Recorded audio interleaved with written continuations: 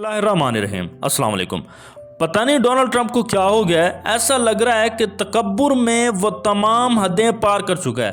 دکھ کی بات یہ ہے کہ یہ وہی ٹرمپ ہے جسے پاکستانیوں، دنیا کے 2 ارب مسلمانوں، بھارت، امریکہ کے کروڑوں شہریوں اور حتیٰ کہ روس، چین، ایران، مشرق وسطیٰ اور ایشیا نے بھی سپورٹ کیا تھا۔ لوگوں نے اسے اس امید پر پسند کیا کہ شاید یہ جنگ بندی کی طرف جائے گا، لیکن اب صورتحال اکثر مختلف ہو چکی ہے۔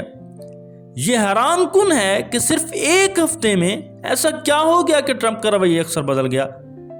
دیکھیں، پہلے تو ایسے لگ رہا تھا کہ اسرائیل کے خلاف ایک بیانیہ بن رہا ہے اور جنگ کو روکنے کی کوششیں ہو رہی ہیں، مگر اب دیکھیں امریکہ نے اپنے سب سے خطرناک گائیڈڈ میزائل ڈسٹرائر DDG-68 کو روانہ کر دیا ہے۔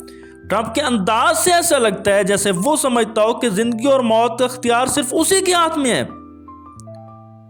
یہ سب کچھ ناقابل فہم ہے۔ امریکہ گزشتہ 2 دن سے یمن پر لگاتار حملے کر رہا ہے، مگر سوال یہ ہے کہ کیا وہ کچھ حاصل کر سکا؟ کیا اس کے ڈسٹرائرز اور ایئر کرافٹ کیریئرز نے کوئی نمایاں کامیابی حاصل کی؟ اب وہ دعویٰ کر رہے ہیں کہ ہم نے مزید جنگی بحری جہاز روانہ کر دیے ہیں اور یمن کو وارننگ دے رہے ہیں کہ تباہی آ رہی ہے، مگر حقیقت یہ ہے کہ یمن نے ان کا قبرستان بنا دینا ہے۔ یہ سب کچھ زیادہ دیر تک نہیں چلے گا۔ امریکہ اور اس کے اتحادی یہ بات ذہن میں رکھیں کہ یمن کوئی کمزور ملک نہیں ہے۔ تاریخ بتاتی ہے کہ جو قومیں غرور میں آ کر دوسروں کو کمزور سمجھتی ہیں، انہیں انجام کار بھاری نقصان اٹھانا پڑتا ہے۔ افغانستان کی مثال لیجئے، پہلے کہا گیا تھا کہ ہم طالبان کو چھوڑیں گے نہیں، ان کا قبرستان بنا دیں گے، لیکن آج حقیقت یہ ہے کہ سراج الدین حقانی، جس کے سر کی قیمت $1 کروڑ رکھی گئی تھی، اسی امریکہ نے اس کی باؤنٹی ختم کر دی۔ ٹرمپ کی حکومت نے افغان طالبان سے امن معاہدہ کیا اور اب یہی طالبان افغانستان پر حکومت کر رہے ہیں۔ یہ ایک دلچسپ موڑ ہے۔ امریکہ اب طالبان کے ساتھ تعلق بہتر کرنے کی کوشش کر رہا ہے، شاید مستقبل میں انہیں تسلیم بھی کر لے۔ روس اور دیگر عالمی طاقتوں کا دباؤ بھی امریکہ کو مجبور کر رہا ہے کہ وہ اپنے معاملات درست کرے، مگر سوال یہ ہے کہ کیا امریکہ نے سبق سیکھا؟ یاد کیجئے، یہی ٹرمپ تھا جو دعوے کرتا تھا کہ میں ایک ہی بم ماروں گا اور طالبان کا نام و نشان مٹ جائے گا، لیکن حقیقت سب کے سامنے ہے، طالبان آج بھی موجود ہیں اور پہلے سے زیادہ مضبوط ہیں۔ اب یہی غلطی امریکہ یمن کے معاملے میں دہرا رہا ہے۔ کیا وہ سمجھتا ہے کہ یمن کوئی آسان ہدف ہے؟ اگر امریکہ نے یمن کے خلاف جنگ چھیڑی تو خود ایک ایسے دلدل میں پھنس جائے گا جہاں سے نکلنا ناممکن ہو جائے گا۔ تاریخ اٹھا کر دیکھ لیں، جو لوگ اپنی طاقت کے زوم میں کمزوروں کو دبانے کی کوشش کرتے ہیں، آخر کار انہیں اپنے ہی گھٹنے ٹیکنے پڑتے ہیں۔ چین کے صدر شی جن پنگ نے واضح طور پر اعلان کر دیا ہے کہ وہ امریکہ کے ساتھ کسی بھی قسم کی رعایت دینے کو تیار نہیں ہے۔ چین کی معاشی حکمت عملی یہ ہے کہ وہ امریکہ کو بتدریج کمزور کرے اور اپنی معیشت کو مضبوط کرے۔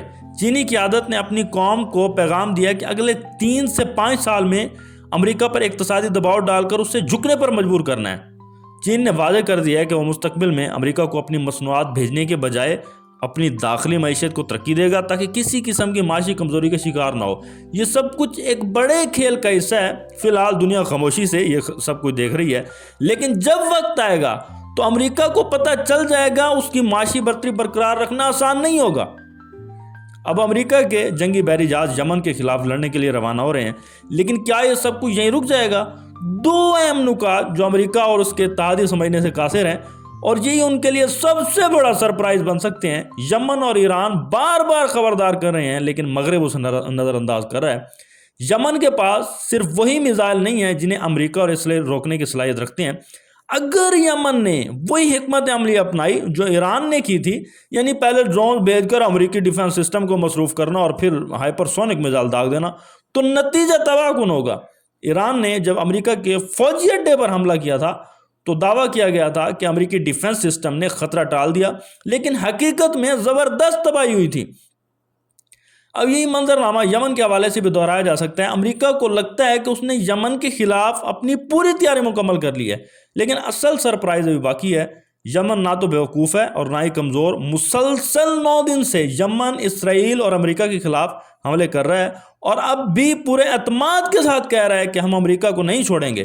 اس کا مطلب ہے کہ وہ ایک بڑی حکمت عملی بنا چکے ہیں۔ یہی وجہ ہے کہ امریکہ کو اب سوچنا ہوگا کہ اگر یمن نے وہ میزائل داغ دیے جو ایران کے پاس ہیں یا پھر روس اور چین کے جدید اسلحے کا کوئی نیا حربہ استعمال کر لیا تو کیا ہوگا؟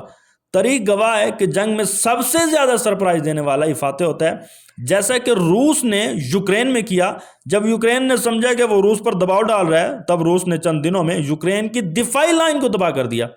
یہ حکمت عملی یمن بھی اپنا سکتا ہے۔ ابھی امریکہ سمجھ رہا ہے کہ اس کا دفاعی نظام مضبوط ہے، لیکن حقیقت یہ ہے کہ آج کی دنیا میں حملے کرنے کی صلاحیت کہیں زیادہ بڑھ چکی ہے، جبکہ دفاعی نظام اس کے برابر ترقی نہیں کر سکا۔ روس، ایران، چین اور یہاں تک کہ حزب اللہ نے بارہا ثابت کیا ہے کہ کسی بھی ملک کے ڈیفنس سسٹم کی ایک حد ہوتی ہے۔ یہاں ایک اور اہم نقطہ یہ ہے کہ امریکہ کے لیے سب سے بڑی مصیبت یہ ہو سکتی ہے کہ یمن کی جنگ ایک محدود جنگ نہ رہے بلکہ پورے خطے میں پھیل جائے۔ اگر ایسا ہوا تو پھر امریکہ کے پاس سوائے پسپائی کے کوئی راستہ نہیں بچے گا۔